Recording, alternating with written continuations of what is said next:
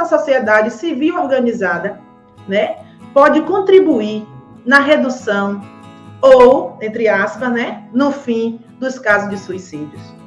Eu digo entre aspas porque já percebeu que esse fim aí está distante, né, para o poder público, mas como a sociedade pode estar também contribuindo na redução, né?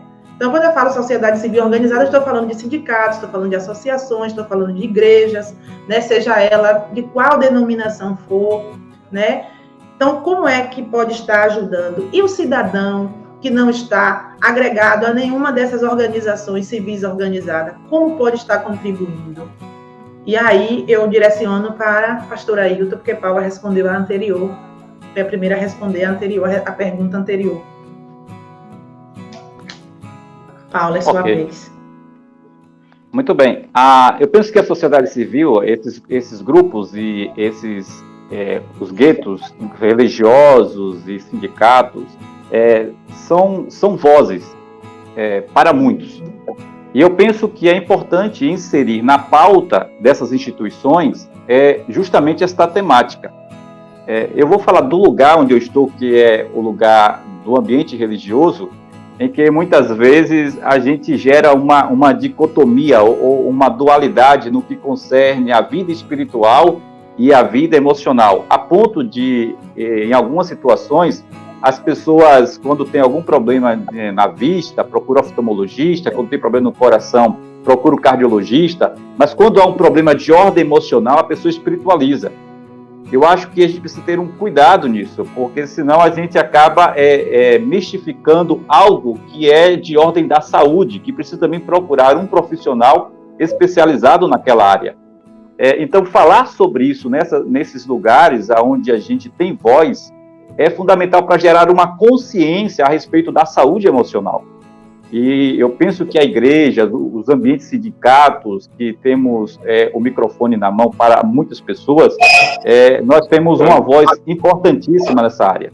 E eu acho que sinalizar para os nossos liderados, ou então para os nossos membros, a importância do cuidado emocional, entendendo, inclusive, que isso é saúde espiritual, eu penso que ajudará muito na prevenção do suicídio, porque o suicídio não acontece somente com pessoas que não têm religião, acontece também com pessoas religiosas, e inclusive pessoas que têm liderança religiosa. E então, o suicídio, ele não escolhe determinado grupo religioso, não escolhe classe social, é todos e todas.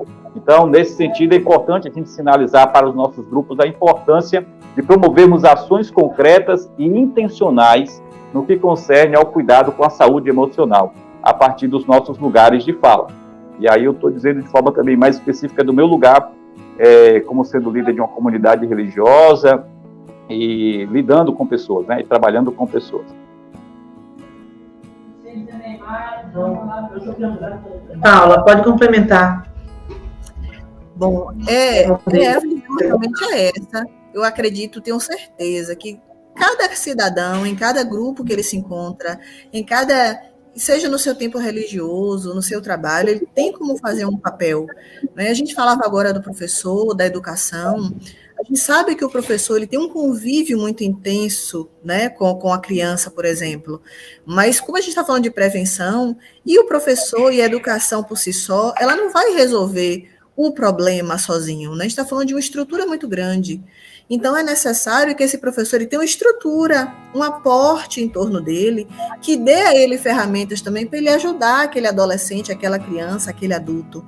Então, a gente está falando de uma cadeia muito complexa, aonde a sociedade civil tem um papel extremamente importante. Por que importante?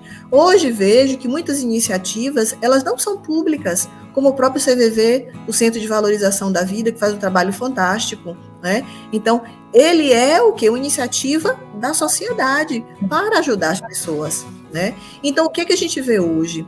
Eu, falando da nossa atividade aqui também em Gandu, do nosso movimento, eu acredito que algo que a gente necessite, algo que a gente faz aqui, é trabalhar também essa valorização da família, a estruturação do núcleo familiar.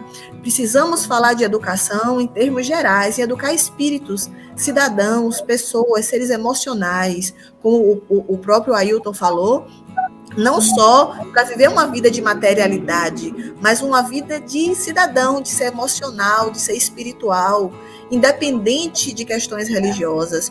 Mas o indivíduo entender que ele é um ser movido por emoções, emoções inseridas no mercado de trabalho, emoções inseridas no convívio de sociedade. Então, cuidar desde a primeira infância, desde a gestação, naquele momento, na gestação, na gravidez, ali já existe um indivíduo com sentimentos, um indivíduo que está sendo educado para a vida. Então, eu acredito muito na necessidade da gente trabalhar cada vez mais o assunto família.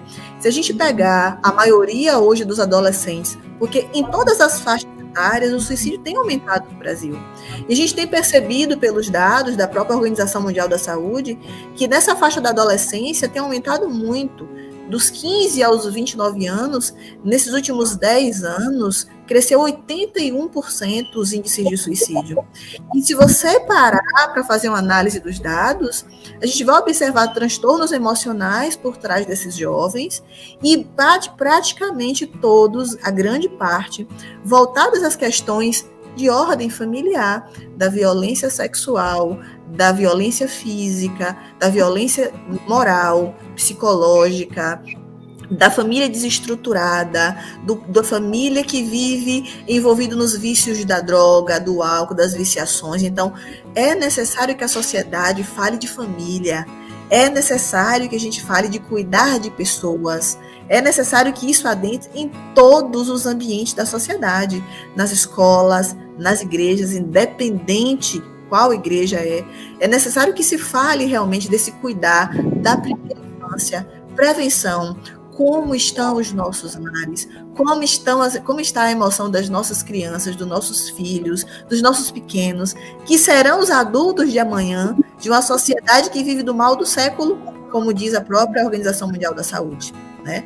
Quem serão esses cidadãos do amanhã, né? Então, a gente pode fazer muito enquanto pai, mãe, irmão, tio, avô. Somos pessoas nessa sociedade que a gente pode fazer o nosso papel aonde a gente está. Tendo um par de ouvidos, né? E uma boca, a gente faz muita... E um coração com vontade, a gente faz muita coisa. Muita coisa.